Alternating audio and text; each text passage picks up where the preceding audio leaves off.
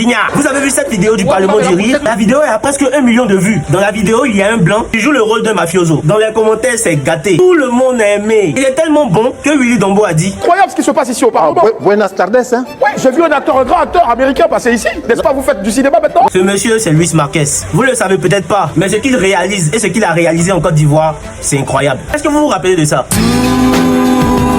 Le soleil. Il était l'un des acteurs principaux de cette série. Tu ne caches rien, c'est sûr. Je te jure.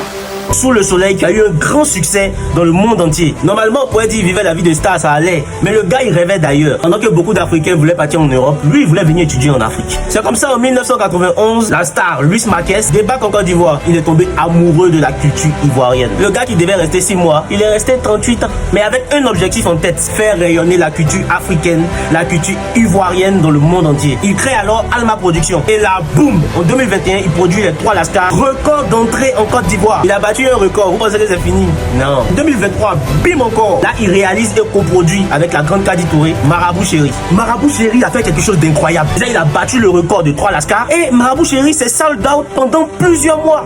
Attends, est-ce que vous comprenez? Sold out, en réalité, au cinéma, c'est des films comme Avatar, des films qui font des mois sold out.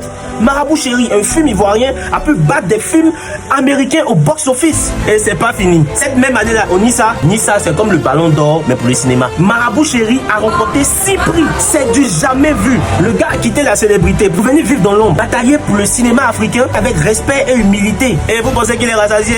Non. Il prépare encore de nombreux futurs succès. Ils vont beaucoup faire parler, comme les 3 Lascar 2 ou encore L'homme qui mange du fer. L'homme qui mange du fer, c'est une histoire réelle, tirée d'un génocide qui a eu lieu en Côte d'Ivoire ici au 19e siècle. Mais ça, vous ne le saviez pas, Banguigna.